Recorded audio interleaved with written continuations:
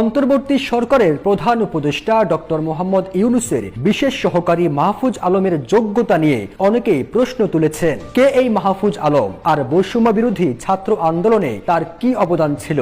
কিন্তু আপনি কি জানেন, বৈষম্য বিরোধী ছাত্র আন্দোলনে প্রধান মাস্টার মাইন্ড এই মাহফুজ আলম। বেকায়দায় পড়ার পর থেকে হাসিনা সরকার তাকে খুঁজছিল, কিন্তু খোঁজ বের করতে পারেনি, এমনকি নামটাও পর্যন্ত বের করতে পারেনি সব গোয়েন্দা সংস্থা মিলে।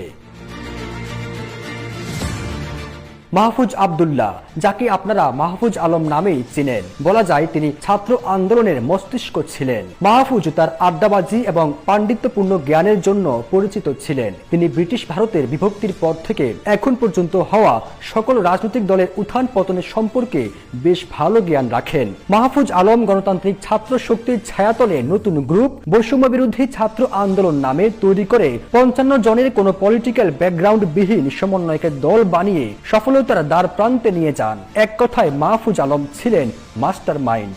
আন্দোলন যেন পলিটিক্যাল দলগুলোর দ্বারা কুলসিত না হয়, সকল ছাত্র ছাত্রীদের এক ছাতার নিচে আনার জন্য সকল কৌশল ঠিক করতেন মাহফুজ আলম।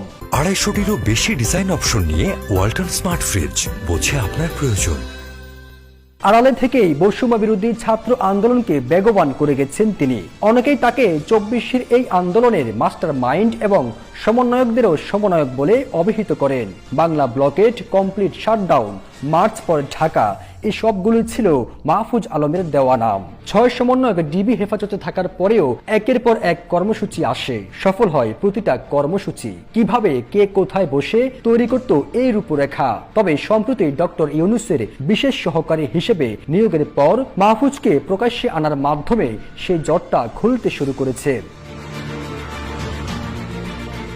সার্জিস আলমকে এই পদে নিযুক্ত করলেও হয়তো এমন সমালোচনা হতো না। তবে এরকম সার্জিস তৈরি করার যোগ্যতা রাখেন মাহফুজ আলম।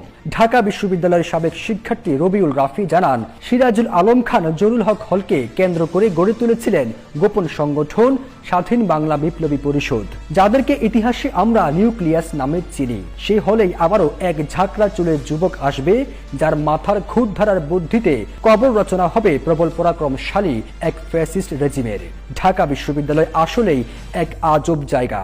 আগে ইতিহাস পড়তে গেলে এসব চোখে ভাসত, আর এবার চোখের সামনেই নতুন ইতিহাস তৈরি করতে দেখলাম।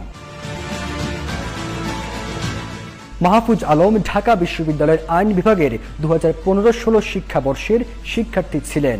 বৈষম্য বিরোধী ছাত্র আন্দোলনের লিয়াজু কমিটির সমন্বয়ক। লক্ষ্মীপুর জেলার রামগঞ্জ উপজেলার ইসাপুর গ্রামে তার বাড়ি। তিনি ছাত্র সংগঠন গণতান্ত্রিক ছাত্র শক্তির তাত্ত্বিক নেতা হিসেবে ক্যাম্পাসে পরিচিত ছিলেন।